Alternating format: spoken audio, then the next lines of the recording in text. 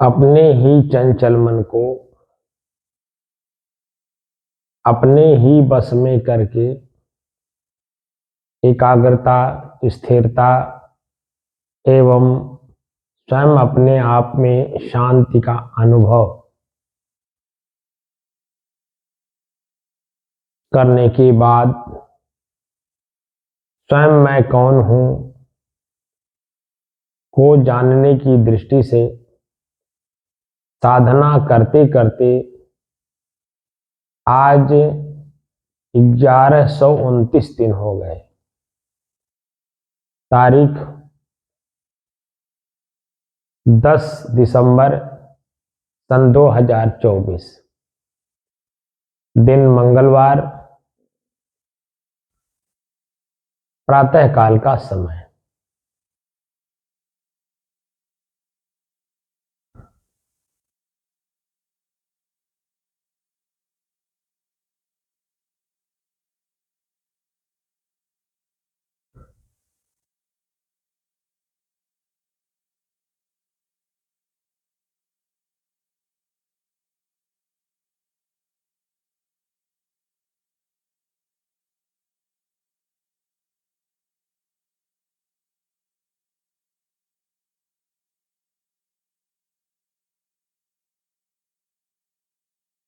स्वयं मैं कौन हूं?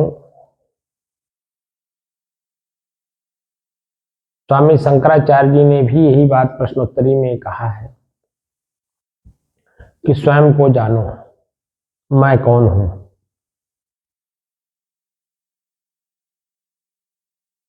और केन उपनिषद यही कहता है कि मैं को किससे जानूं। केन उपनिषद का जब केन उपनिषद को अलग अलग करके उसका अर्थ जानने की कोशिश करेंगे तो केन शब्द का अर्थ होता है किससे।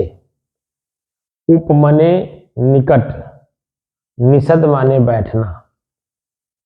मैं स्वयं अपने आप के पास या निकट बैठना चाहता हूं, लेकिन किस साधन से? कौन सा ऐसा साधन है कि जो मैं अपने आप के निकट बैठ सकता हूं, अपने पास बैठ सकता हूं? अर्थात स्वयं अपने आप को अपने आप में स्थिर कैसे कर सकूं।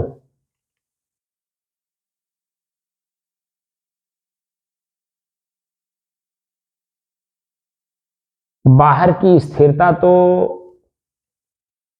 सबको समझ में आता है। घर बन गया, मैं स्थिर हो गया। खेती ले लिया, मैं स्थिर हो गया। दुकान कर लिया, मैं स्थिर हो गया। नौकरी कर लिया, स्थिर हो गया।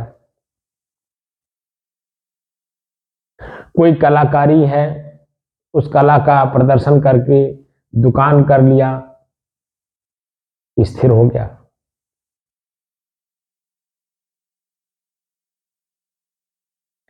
बाहर की स्थिरता तो समझ में आता है, लेकिन भीतर की जो हमारी स्वयं की स्थिरता है, जिससे मैं बिछड़ा हुआ हूं, और कब से बिछड़ा हुआ हूं मैं अपने आप से, अपनी स्थिरता को चंचलता में बदल दिया हूं, पता नहीं है।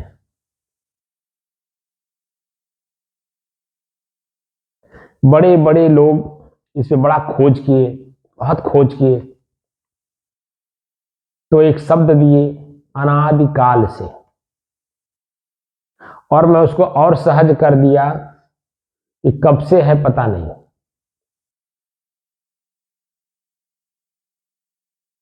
मन की जो शंका है, मन बहुत भयभीत करता है, परेशान करता है, दुखी करता है।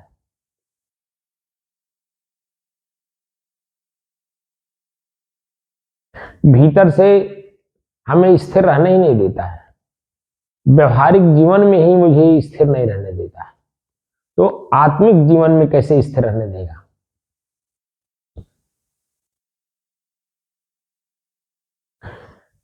अभी 10 मिनट पहले आपने मन में कुछ सोचा, ये काम करना है, और जैसे उस काम को करने चले, तैसे दूसरी बात याद दिला दिया कि अरे ये काम नहीं, ये काम महत्वपूर्ण है।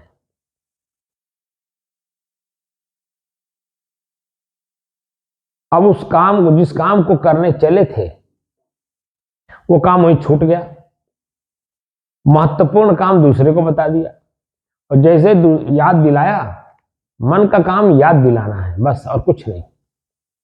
ख्याल, स्मरण, स्मृति, वो शांत रहने ही नहीं देगा, क्योंकि मन बना कहां से? मन तो कोई स्वतंत्र सत्ता है नहीं जो अपने आप से आपको परेशान करता हो। आप इसी शरीर में हो, अपने स्वयं की स्थिरता का ज्ञान न होने के कारण आपने आंख से लगातार बहुत कुछ देखा, कान से बहुत सारे शब्द सुने, पैर से चले, जीभ से स्वाद लिए, जीभ से बोले,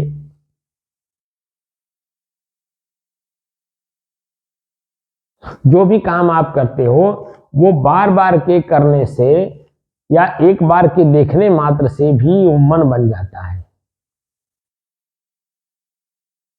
मैं गहराई में आप लोगों को ले जाना चाहता हूं, लेकिन गहराई समझ तब तक नहीं आएगी जब तक वास्तव में मोटी मोटी चीजें हमसे अलग हैं ये मालूम ना हो।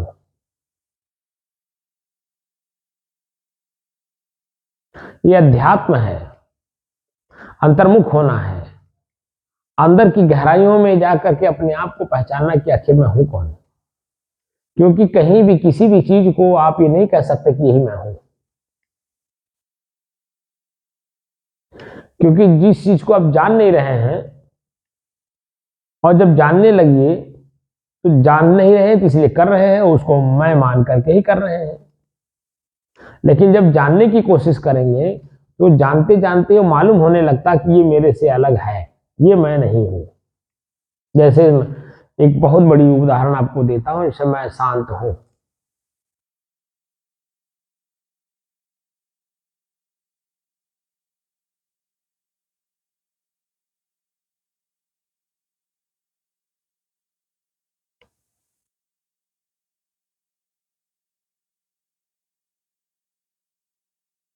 तो शांत क्यों हूं?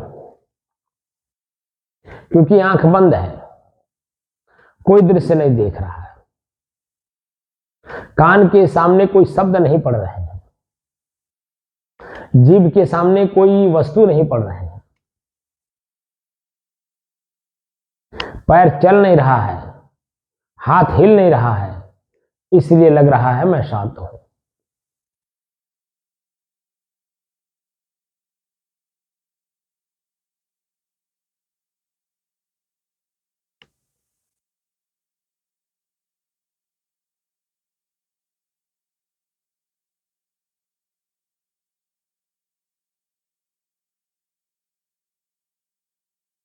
लेकिन ये शांत मैं हूं या मेरा मन चंचल था, चंचलता से स्थिरता की ओर बढ़ गया। तो चंचल मन आपको दुखी किए हुए था, शांत मन आपके दुख को सुख में बदल दिया। भीतर से लग रहा है कि कुछ नहीं है, कहीं नहीं है, किसी प्रकार का कोई अंतर कलह नहीं है, ना द्वंद्व है, ना दुख है, ना पीड़ा है, ना आत्मग्लानि है, ना घृणा है, कुछ नहीं है। तो महसूस हो रहा कि मैं शांत हूं। अरे वो मन की क्रिया स्थिर हो गई है, इसलिए लग रहा है कि मैं शांत हूं।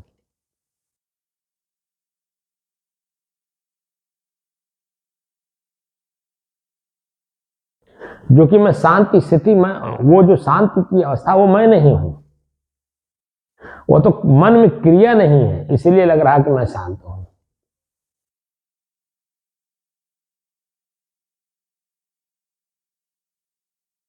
क्योंकि जब आप भीतर जाओगे तो मन की स्थिति को और अपने स्थिति को जब देखोगे तो दोनों में लगता है कि यही मैं हूं।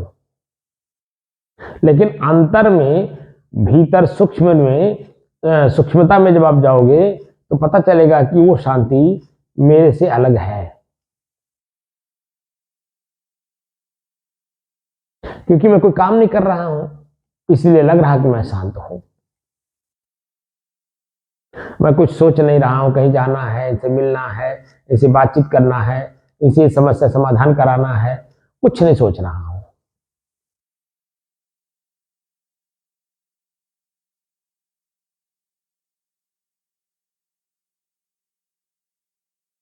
तो मैं अपने शांत की स्थिति में हूं।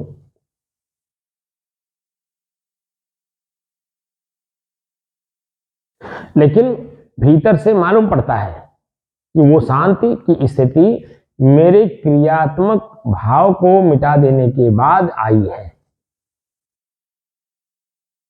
लेकिन जब मैं स्वयं अपने आप में चला जाता हूं, अपने शांति की स्थिति में, तो वहां हमें खुद भी चेतना नहीं रहती कि मैं शांत हूं, स्थिर हूं, शुद्ध हूं।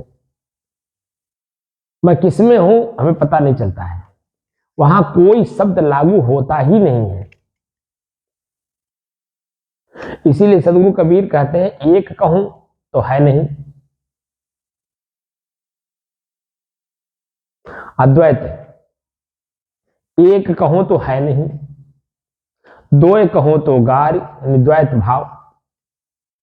द्वंद्व हूं, एक कहो तो है नहीं, दो कहो तो गारी।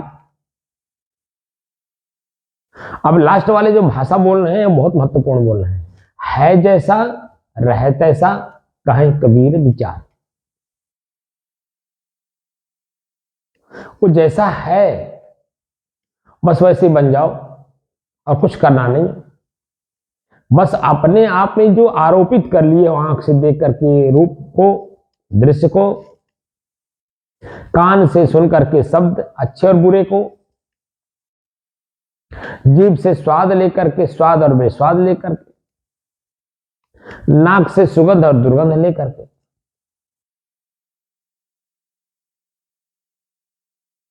स्पर्श विषय में है ठंडी गर्मी का,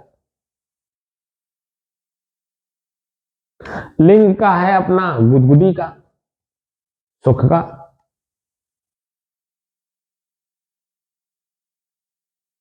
इनके जो संस्कार आपके भीतर बैठ गए, लगता यही मैं हूं। सम सहकार, सम माने बराबर, सह माने वह, कृति माने कार्य। वो जो कार्य करते, जिसे मैं बोल रहा हूं, ये कार्य कर रहा हूं, तो कार्य करते समय ये लग रहा है कि मैं कर रहा हूं। तो जब मैं करता हूं तो मेहनत लगता है, ताकत लगती है, बल लगता है। इसका मतलब है कि दूसरे से उधारी लेकर के काम कर रहे हैं। लेकिन जब हम अपने आप में रहते हैं तो किसी की कोई उधारी लेने की जरूरत नहीं। मैं अपनी स्थिरता में हूं, और अपने ही स्थिरता में बने रहना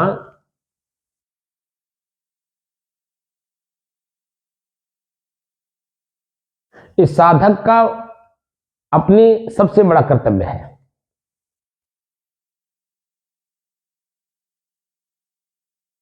धीरे धीरे हमें अपने इंद्रियों के विषयों से अपने आप को बचाना है।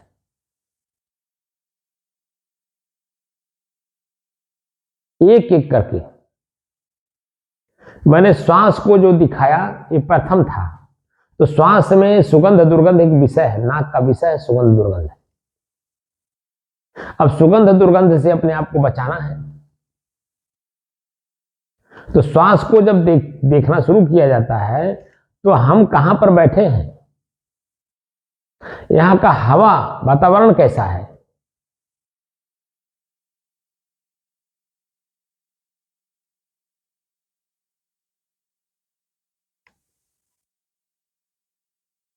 इसीलिए कभी भी आप देखेंगे कि संत महात्मा नदी के तट पर जंगलों में अपना निवास बनाते हैं।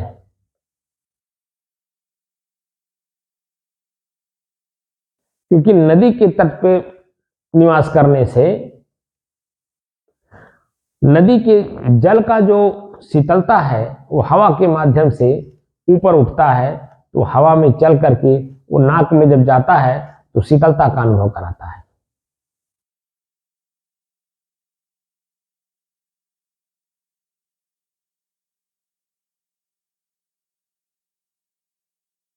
कहीं भी किसी भी जगह आप देखे होंगे कि संत महात्माओं का जो निवास स्थान है वो नदी के तट पे हुआ करता था।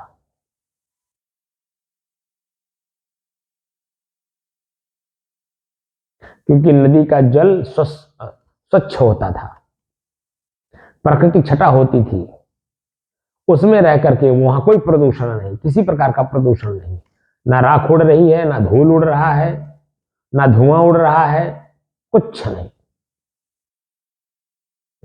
एकदम शांत।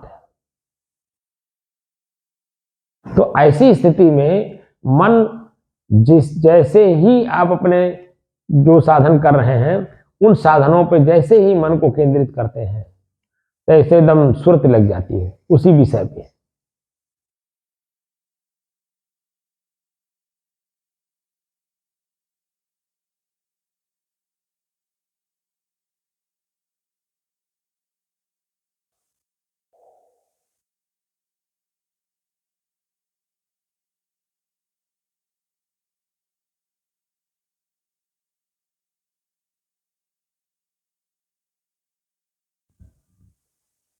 उसी सुरत को हम लोग हम मान लेते हैं कि हम अपने स्थिति में हैं, स्थिरता में हैं, कि वहां कोई इंद्रियों का कार्य नहीं हो रहा है। लेकिन उससे भी ऊपर उठने की जरूरत है कि अपने शरीर का आभास भी नहीं होता है कि मैं शरीर में हूं।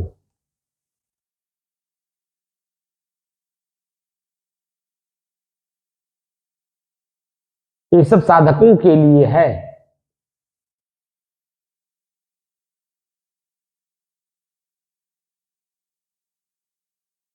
जो अपने जीवन को सार्थक करना चाहते हैं। आप जिसको सार्थक समझ रहे हो, जब वो सार्थकता आपको प्राप्त हो जाती है तब पता चलता है अरे यार मैं तो सब काम निरर्थक कर दिया।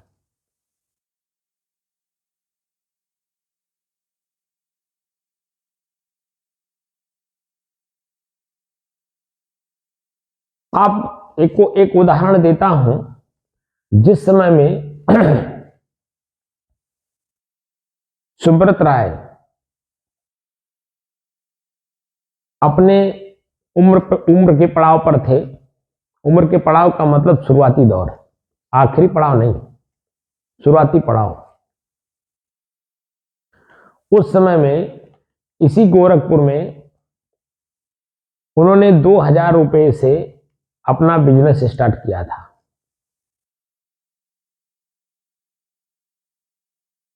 और उसी 2000 रुपए से धीरे धीरे धीरे धीरे बढ़ते बढ़ते बढ़ते बढ़ते बढ़ते बढ़ते उसमें निवेश करते करते करते फाइनेंस का काम करने लगे। धीरे धीरे धीरे धीरे बढ़ते बढ़ते बढ़ते बढ़ते वो कितनी ऊंचाई छू लिए। जिस समय में जो उस कार्य को कर रहे थे, उस समय में उनको ये नहीं लगता था कि ये अंत में मुझे धोखा देगा, मेरा पीड़ा का कारण यही बनेगा। विश्व में कोई ऐसा व्यक्ति नहीं जिससे वो ना मिले हो।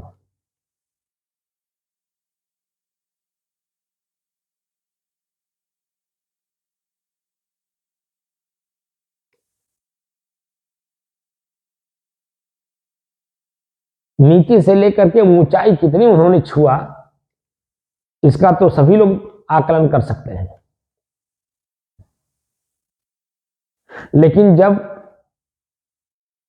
कहते हैं कि अर्श से जब फर्श की ओर चले, तो आखिरी पड़ाव में वही लोग, कोई भी लोग उनसे मिलने नहीं आए। जो उनके साथ निवेश किए थे उनको आगे बढ़ाने में, वो कोई लोग उनके साथ नहीं है खड़ा हुए। और अंत में जो वो जाल बुने थे जीवन को सार्थक बनाने के लिए, वही उसी जाल में उलझ करके और पीड़ा लेकर के शरीर को छोड़ के गए। असहनीय पीड़ा।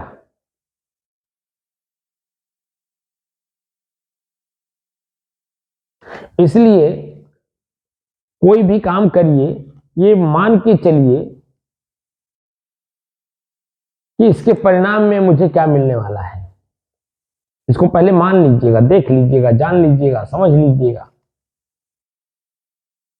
जिसको आप शांति, आपका मन भीतर से कहता है इसको कर लेने से शांति मिलेगा, सुख मिलेगा, आनंद मिलेगा, परमानंद मिलेगा। आजकल तो एक दौर चल गया है कि पैसा ना हो तो कोई काम नहीं होना है।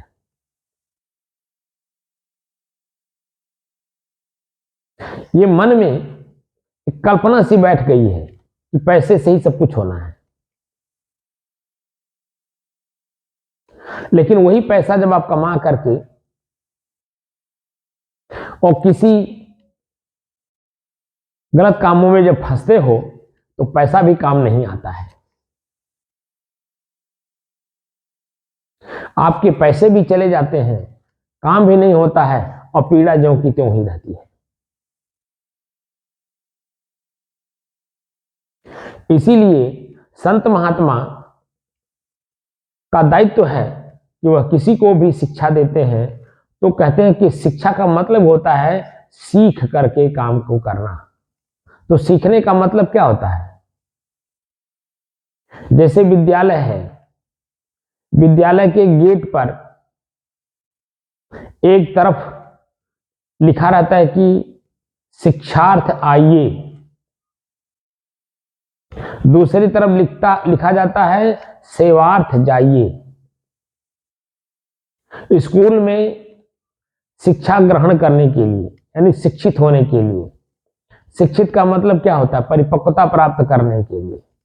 किसी भी काम को बार बार का अभ्यास करा देने से उसमें परिपक्वता आती है, और जब उस परिपक्वता का परीक्षण होता है तब मालूम पड़ता है कि वास्तव में बच्चा सीखा या कमजोरी में सीखा,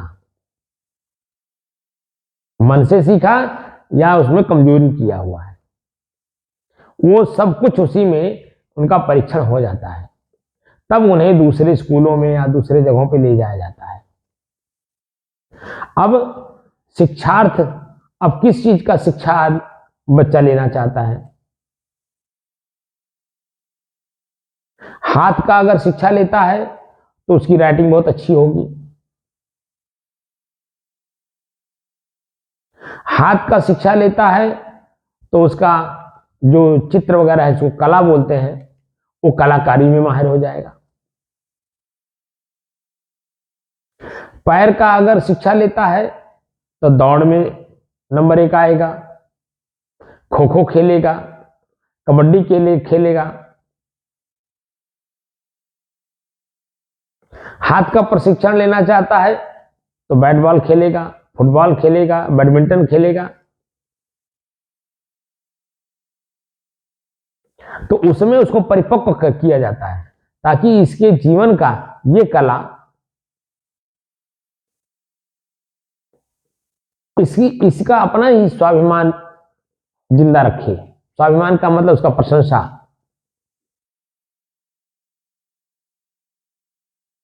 कहीं भी जाए, किसी भी क्षेत्र में जाए, तो उसकी जो अपनी कलाकारी है, जो सीखा हुआ है, वो उसका प्रदर्शन करके 4 पैसा कमा करके आराम से अपने जीवन को यापन कर सकता है। तो उसमें उसको कमी दिखाई जाती है, कमी निकलवाया जाता है, कमी को दिखाया जाता है, जनाया जाता है, समझाया जाता है और उसके जीवन से निकाल करके उसको सुदृढ़ बनाया जाता है, मजबूत बनाया जाता है। उसको कहते हैं शिक्षार्थ आइए, शिक्षा के लिए। तो बच्चा एक दिन में शिक्षार्थ नहीं हो जाता है। अगर इंटर कॉलेज है तो प्राइमरी से लेकर के कक्षा 12 तक उसको सीखना होता है और उसी में कोई प्रोग्राम हो रहा है किसी भी प्रकार की, तो जो सीख रहा होता है बच्चा, तो एक ही बच्चा एक ही चीज को नहीं सीखता है। उसी स्कूल में कई बच्चे होते हैं, तो कई बच्चों में भी कई लोग ऐसे होते हैं जो उनके अंदर में चाहना होती है कि हम भी सीखें। तो कंपटीशन कराया जाता है, सिखाया जाता है, बच्चों अपने ही बच्चों में कंपटीशन कराया जाता है, उनको दिखाया जाता है, कराया जाता है, तो समय लगता है। तो धीरे धीरे वही बच्चा, हमारे यहाँ एक विद्यार्थी था मगहर में,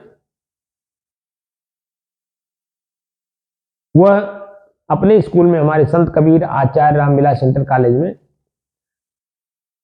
पढ़ने में बड़ा कमजोर था, लेकिन दौड़ने में तेज था। पहले अपने स्कूल में, अपने क्लास में पहले टॉप आया, नंबर 1 पे, फिर पूरे स्कूल में आया, फिर जिले पे टॉप आया। अब धीरे धीरे धीरे धीरे धीरे धीरे धीरे वह स्टेट लेवल का हो गया। अब वह राष्ट्र स्तर पर खेलना चाहता है। तो ऐसे ही धीरे धीरे धीरे धीरे बच्चों को उसी में उसको लीन किया जाता है, तब लीन कर दिया जाता है, तो उसका अपना हर प्रकार का ऊर्जा उसी में निहित हो जाती है।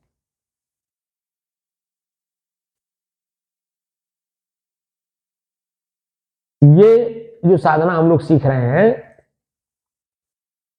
ये साधना जन्म और मरण रूपी झूले से अपने को बचाने के लिए, क्योंकि जन्म होगा तो मरण तो निश्चित है। तो जन्म और मरण के बीच में जो 10, 20 साल, 50 साल, 100 साल हम लोग जो जीते हैं, उसमें सुख दुख का जो अनुभव करते हैं, पाप पुण्य का, हानि लाभ का, उससे बचने के लिए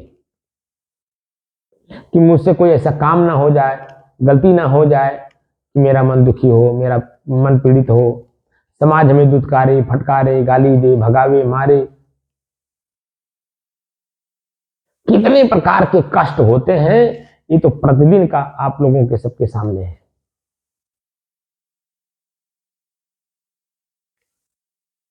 तो जन्म मरण के चक्र से जिसको छूटना हो, तो पूरी अपनी ताकत, अपना बल उसी में लगाना चाहिए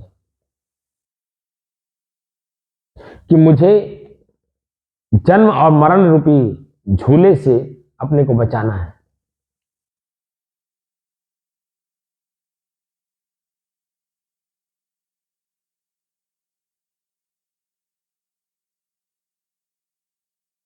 कोई कोई क्रम कहते हैं, कोई कोई चक्र कहते हैं। हिंडोला में सदगुरु कबीर इसी को झूला कहा है। जन्म और मरण के झूले से अपने आप को बचाइए। जब जन्म होगा तो शरीर होगा, शरीर होगा तो जो शरीर में हम लोगों के वर्तमान में दिखाई दे रहा है, आंख भी होगा, कान भी होगा, नाक भी होगा, हाथ भी होगा, पैर भी होगा, लिंग भी होगा, सब कुछ होगा। अब इन्हीं के पूर्ति में हम लोग पूरा जीवन खपत कर देंगे। जो इस मानव जीवन का समय है, बस शरीर को स्वस्थ रखने में ही पूरा समय हम लोग गुजार देते हैं। और ये शरीर हमेशा स्वस्थ रहता नहीं। समय के आधार पर ठंडी, गर्मी, बरसात, बुखार, जुखाम, खांसी और नाना प्रकार के कितने दुख हैं इसी शरीर में उत्पन्न होते रहते हैं, और उसी को ठीक कराने में हम लोग लगे रहते हैं, क्योंकि शरीर को मैं मान लिया गया है, और जो कि शरीर मेरा है, न कि मैं हूं।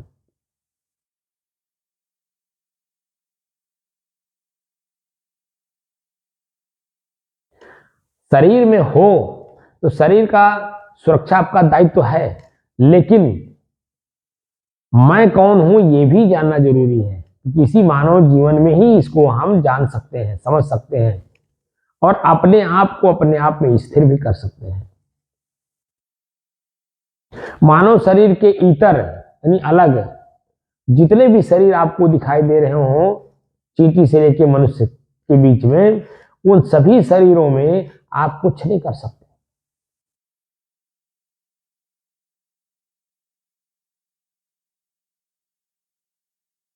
जो जीव मनुष्य शरीर से अलग, चींटी से लेकर के मनुष्य के बीच में जितने भी शरीर आपको दिख रहे हैं चलते हुए, आप देखिए वो अपने उस शरीर के नियम में बंधे हुए हैं। प्रकृति ने उन्हें बांध रखा है, उनकी कोई समझ नहीं आ सकती।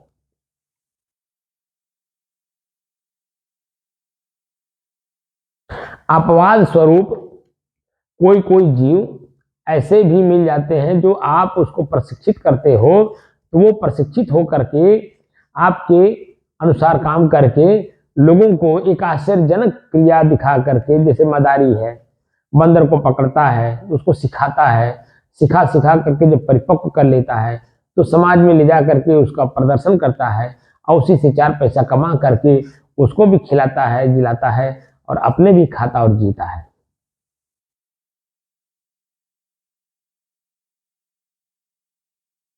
लेकिन वो अपने कर्मों से वंचित नहीं हो सकता। जो शरीर का धर्म है उस धर्मों से वो वंचित नहीं हो सकता, अलग नहीं हो सकता। जब भी होंगे हम मनुष्य शरीर में ही होंगे। इसीलिए जोर लगा करके हमारे महापुरुष इस बात का आकलन करवाते हैं कि बड़े भाग्यमान उस तन पावा, बड़े भाग्य से मनुष्य शरीर मिला है, और इसमें आकर के भी हम जानवर पशु जैसा कार्य कर रहे हों तो फिर मेरे जैसा मूर्ख कौन मिलेगा। मैं मनुष्य हूं तो मनुष्यवत व्यवहार होना चाहिए।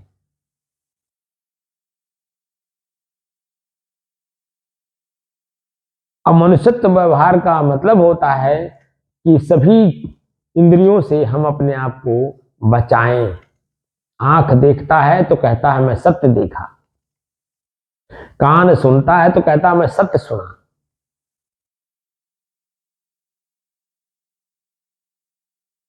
जीभ से जो कुछ खाता है कहता है मैं सत्य दे खाया,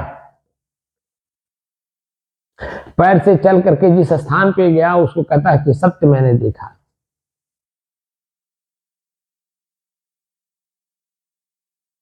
सत्य जगह पर गया, पवित्र जगह पर गया, ऐसा मानता है। लेकिन सत्य क्या है? सत्य सिर्फ 2 है। एक प्रकृति अपने आप में सत्य है और ये स्वयं प्रकृति को जानने वाले आप स्वयं अपने आप में सत्य हो। बाकी प्रकृति में जो परिवर्तन हो रहा है वो सत्य नहीं है। आपका पैर जो चलता है वो परिवर्तित होकर के चलता है। एक एक कदम उठा करके जो चलते हो वो परिवर्तन ही तो हो रहा है। क्या एक ही परग में आप वहां पहुंच जाते हो? अगर 1 किलोमीटर आपको जाना है तो आप गिनिए कि आपका परग कितना परग चला वहां, तब आप 1 किलोमीटर पे आगे वहां अपने लक्ष्य पर पहुंचे। आधा किलोमीटर जाना है यानी 500 मीटर, आप पैर को देखिए कि कितनी बार आपने पैर को आगे पीछे किए। 300 metre, 200 metre, 100 metre, 80 metre, 50 metre, 20 metre, 10 metre, 5 metre, 2 metre, 1 metre.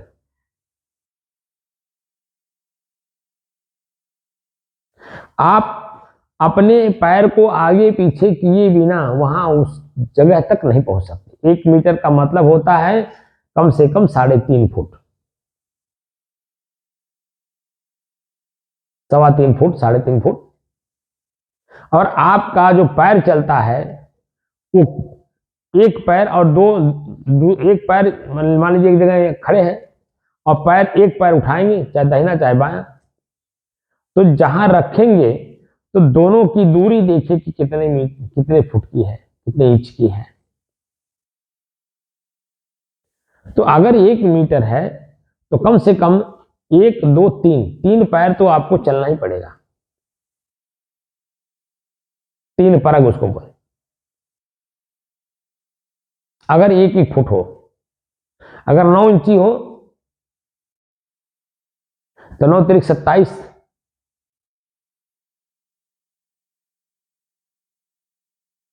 3 Parag तो चलना ही पड़ेगा। इसलिए जो कुछ भी आप कर रहे हो, जैसे मैं बोल ही रहा हूं, ये भी बोलना भी प्रकृति में हो रहा है, इसमें भी ताकत लग रहा है और ताकत लगाने वाला स्थिर है। तो जहां चाहता है, जितना चाहता है, जिस रूप में चाहता है, अपनी ताकत को उसी में लगा देता है। लेकिन इतनी गहराई में तो जिज्ञासु ही जा सकता है। जिसके अंदर में जिज्ञासा हो खुद को जानने के लिए कि मैं कौन हूं, वही व्यक्ति धीरे धीरे जब अपने हर चीज को, पहले मोटी मोटी चीजों को, श्वास, नाक और मैं, तो श्वास में क्या मिला, श्वास क्या है, श्वास खुद एक तत्व है, हवा है।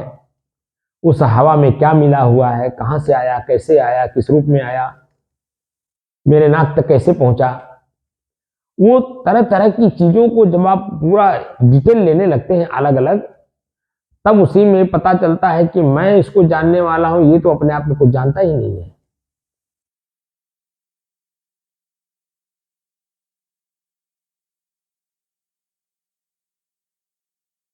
इसलिए मैं स्वयं कौन हूं, तो मैं आप लोगों को बता चुका हूं कि मैं शुद्ध हूं, कोई शब्द वहां लागू नहीं होता है। मैं आत्मा हूं, मैं परमात्मा हूं, मैं ब्रह्म हूं, मैं ये हूं, कोई शब्द लगता ही नहीं। मैं हूं, बस इतना ही होता है। और वह अवस्था आपके पास 24 घंटे में 6 घंटा आपकी रहती है। जब आप बिस्तर पे सोते हो तो आंख बंद करते हो, कान से सुनना बंद करते हो, पैर से चलना बंद करते हो, हाथ से कुछ करना बंद कर देते हो, मुंह से खाना, फिर मन के ऊपर आते हो, मन से कुछ सोचते नहीं हो, कुछ याद नहीं करते हो, चित्त के पास जाते हो तो चित्त भी जब वहां शांत रहता है, कोई अनुसंधान नहीं करता कि किससे मिलना है, क्यों मिलना है, किस लिए मिलना है, कोई प्रश्न नहीं करते हो, तर्क वितर्क नहीं करते हो, बुद्धि में कोई चीज का निश्चय नहीं करते हो और क्रियात्मक रूप से बिल्कुल शांत रहना चाहते हो। तब जाकर के आपको 4 से 6 घंटा नींद आपको अच्छी आती है। आज जब शरीर में, जब आपको नींद जब आ जाती है तो शरीर भी अपने आप में पूरा स्वस्थ हो जाता है। जहां कहीं भी ब्लड सर्कुलेशन की कमी पड़ती है, वो आपकी नींद से सब कुछ पूरा हो जाता है। कभी भी आप अनुभव करिए प्रतिदिन का सुबह उठते हो कितना फ्रेश रहते हो, शरीर में कितनी ऊर्जा बनी रहती है। लेकिन वही ऊर्जा जब खत्म हो जाता है, शाम को लौट करके फिर उसी बिस्तर पे आते हो तो कितना अपने आप को थकान महसूस करते हो।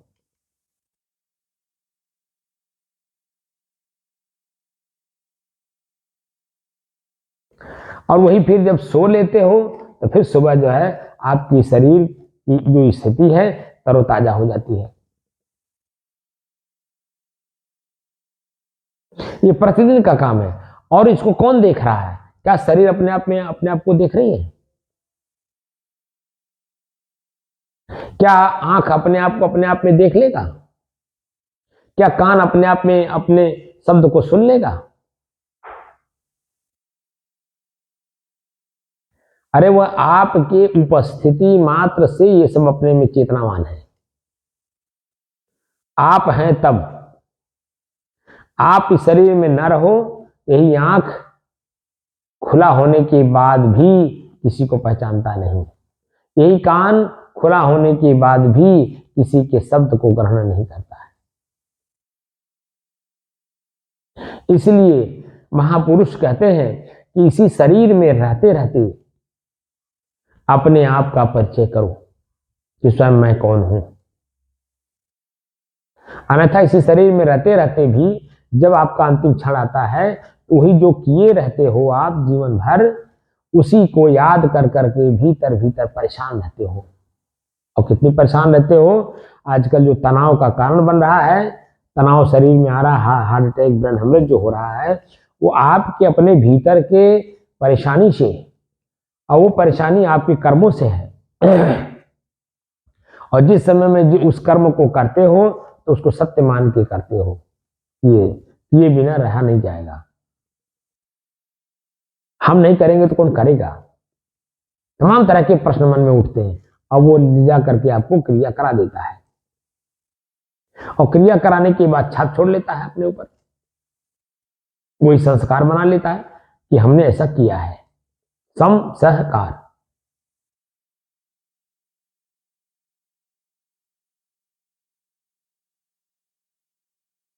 तो हमें अपने तक जाना है, इसीलिए संस्कार जो पहले से ऑलरेडी हमारे भीतर संस्कार बने भरे पड़े हैं, इनको निकालना है और नया बनने नहीं देना है।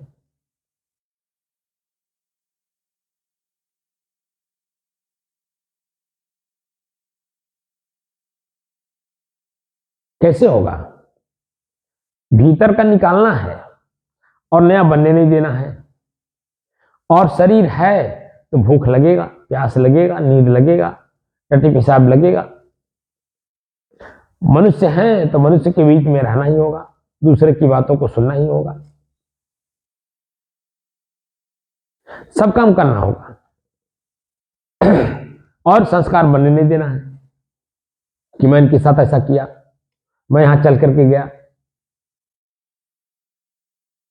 वह स्थिति भी आपकी आ जाएगी, उसमें कल्पना में जाने की जरूरत नहीं कि कैसे होगा।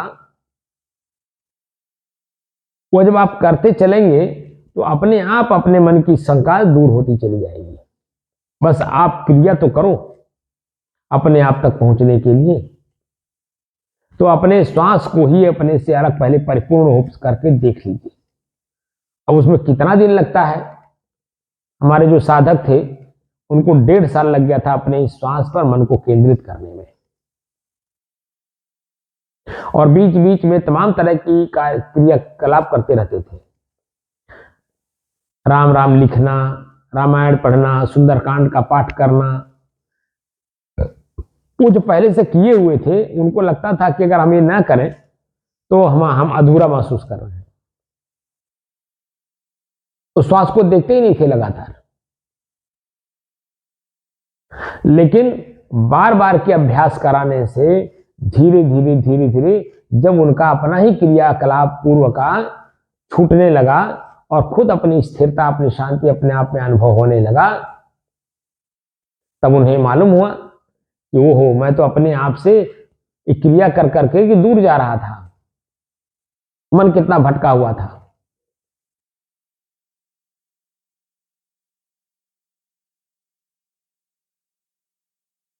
तो है जैसा रहे तैसा, मैं जैसा हूं वैसे ही रहने की जरूरत है। किसी भी क्रियाकलाप में शरीर के इंद्रियों में नहीं जाना है, बस अपनी शुद्धता में बने रहना है। मन से कुछ सोचिए नहीं, आंख से कुछ देखिए नहीं, कान से कुछ सुनिए नहीं, पैर से चलिए नहीं, हाथ से कुछ करिए नहीं, जीभ से कुछ बोलिए नहीं, ना कुछ खाइए। कह देना तो आसान है, मैं कह दिया, लेकिन जब कुछ खाएंगे नहीं तो सही चलेगा कैसे? ये भी प्रश्न उठेगा। इसीलिए भूख को धीरे धीरे जीता जाता है। एक दिन आप भोजन करिए, भोजन को आप करते समय ध्यान रखिए कि मैं कितने कवर उठा करके भोजन कर रहा हूं और अपने आप को तृप्त महसूस कर रहा हूं। उसमें से एक एक कवर आप कम करते जाइए तो भूख को भी जीत लेंगे। नींद को जीतना है तो एक दिन आप देखिए कि मैं कितना घंटा, कितना मिनट, कितना सेकंड बिस्तर पर लेटता हूं, मुझे नींद आती है। उसी में से कम करते जाइए, कम करते जाइए, समय को कम करते जाइए, तो नींद को भी जीत लेंगे, प्यास को भी आप जीतेंगे। आप एक दिन पूरे दिन गिन लीजिए कि कितने गिलास पानी पीता हूं, कब कब पीता हूं, कैसे कैसे पीता हूं। एक एक गिलास पानी कम करते जाइए।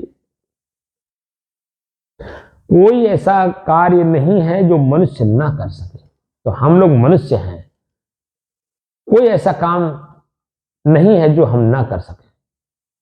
असंभव कार्य को इसी मानव जीवन में ही संभव करना होता है। अब वो संभव करना है मैं स्वयं कौन हूं, बस।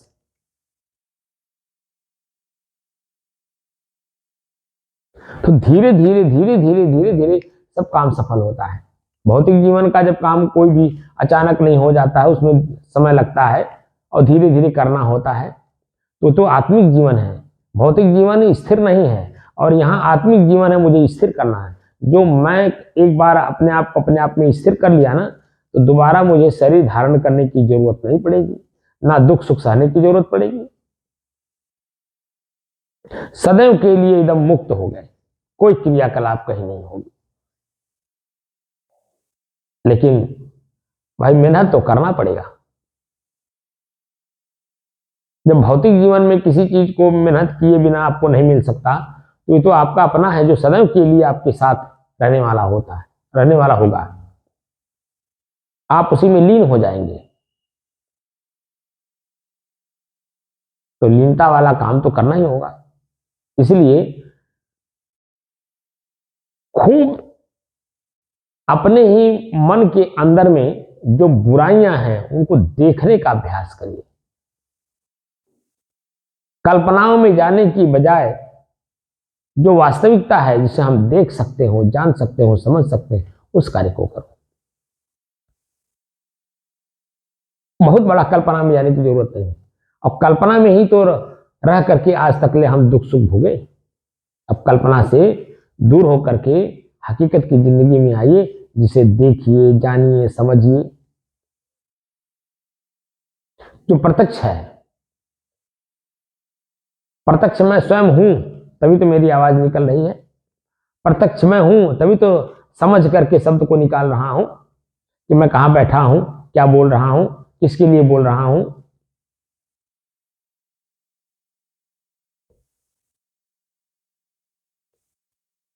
प्रत्यक्षम किम प्रमाण, प्रत्यक्ष में ही प्रमाणित माना जाता है। इसीलिए आप कोर्ट कचहरी भी जाइए तो प्रमाण की जरूरत पड़ती है, कहीं भी जाइए तो प्रमाण चाहिए। अगर आपके पास प्रमाण है तो आपका विजय है। आपके पास प्रमाण नहीं है, आप लाख कोशिश करिए मौखिक रूप से किसी को समझाने, बताने, कराने के लिए, नहीं करेगा। लेकिन प्रमाण है तो तत्काल आपका कार्य होगा।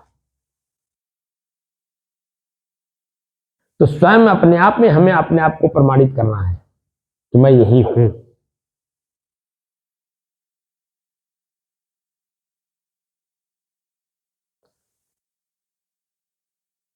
और जब अपने आप का प्रमाण आपको अपने आप में मिल जाएगा, फिर उसको प्रमाणित रखने के लिए, मतलब वैसे ही अपने आप को बना करके रखने के लिए फिर अन्य संसाधनों की जरूरत पड़ेगी।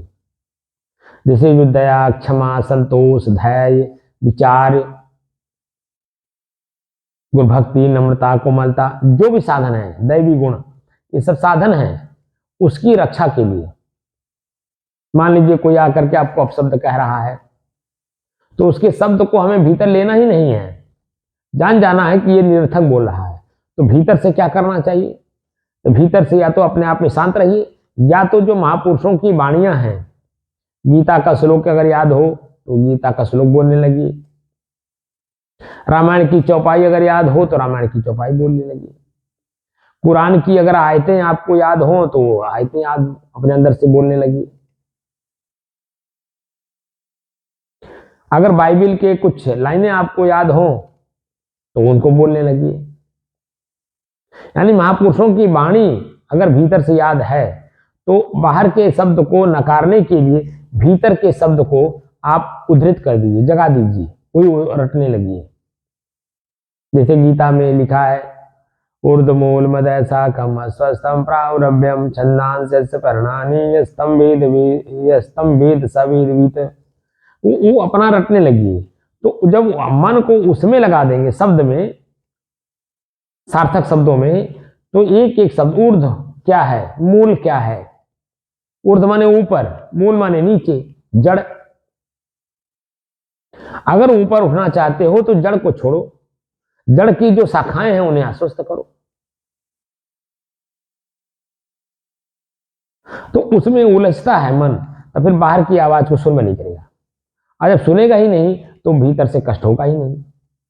भीतर से जब आप शांत हो जाते हो और बाहर के शब्द को सुनने लगते हो तभी आपके मन में कष्ट होता है, क्योंकि जितना शब्द बोलता है आपके लिए सार्थक नहीं रहता है, वो सब निरर्थक आपके लिए। तो आपके मन के अंदर में प्रश्न उठने लगता है, ऐसा क्यों गाली दे रहा है, ऐसा शब्द क्यों बोल रहा है जो मेरे में नहीं है। अरे वो बोलते समय उसे खुद नहीं पता कि मैं क्या बोल रहा हूं, और उसको सुन करके आप जो में धारण कर लेते हो और आपके मन में लगता है कि ये मुझे ऐसा क्यों कह रहा है, तो क्रोध उत्पन्न होने लगता है। अक्रोधात भवति सम्मूढ़ है, सम्मूढ़ा स्मृति विभ्रम, स्मृति को, ख्याल को भ्रमित कर देता है।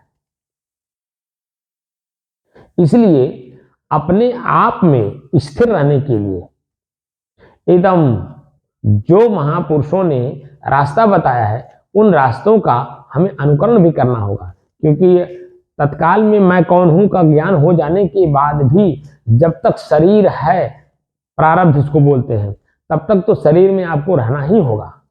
तो रहते समय हमें अपनी सुरक्षा खुद करनी है। तो अपनी रक्षा हम कैसे करें? तो अपनी रक्षा का मतलब हुआ अपनी इंद्रियों के विषयों से अपने आप को वंचित करना। तो आंख से कम देखिए, उतना देखिए जो काम की चीज हो। कान से शब्द को बचाइए, शब्द से कान को बचाइए, तो उतने सुनिए जितने से मेरा मन की स्थिति, शांति स्थिति बनी रहे। मुंह से उतने बोले जिससे हमारा काम चल जाए। तो वहां पर हमेशा चेतनावान हम रहते हैं, और चेतना में रह करके जो कार्य किया जाता है उसमें गलतियां कम होती हैं और सुधार उसमें काफी होता है। जो गलती मान लीजिए हो भी गई तो उसमें हम मान लेते हैं कि अनजान में हुआ, तो वहां हम उसको सुधार कर लेते हैं, गलती अपनी स्वीकार कर लेते हैं। गलती स्वीकार कर लेना ही सामने वाले को क्षमा करने का प्रेरणा दे दिया। लेकिन आपने गलती नहीं स्वीकार की तो सामने वाला और क्रोधित हो जाएगा, आग बबूला हो जाएगा।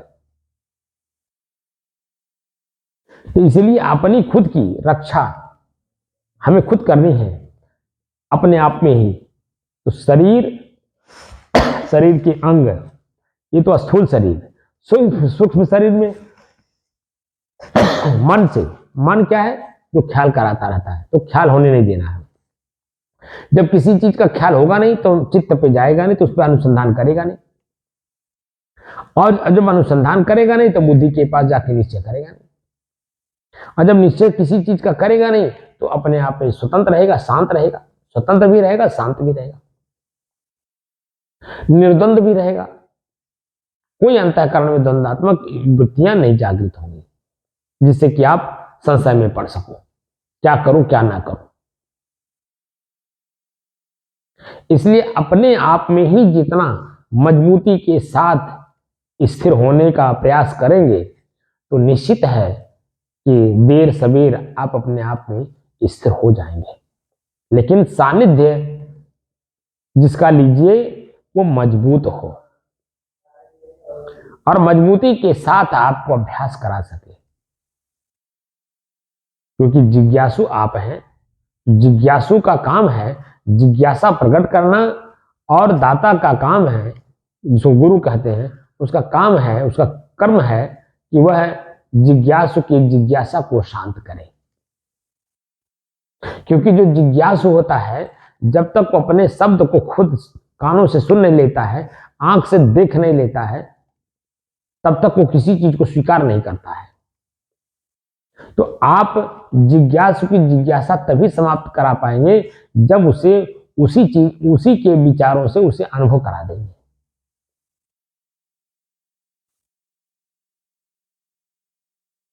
और अनुभव करा देने से वो खुद स्वतः आपकी बात को स्वीकार कर लेगा। आपको स्वीकार कराने की जरूरत नहीं पड़ेगी।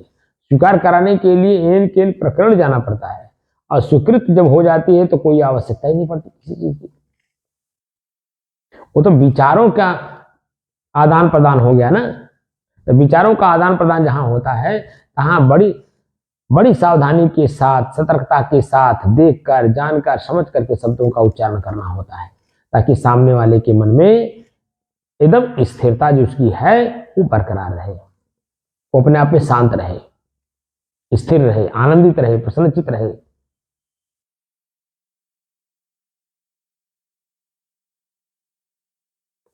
साधक का यही कर्तव्य बनता है कि वह अपने आप में स्थिर होने का जो साधन है, उन साधनों का प्रयोग करे, और जब अपने आप का पूर्ण परिचय हो जाए तो उसकी सुरक्षा में लगा रहे, धैर्यवान बना रहे। किसी भी शरीर के किसी भी अंग का प्रयोग सोच समझ करके करें।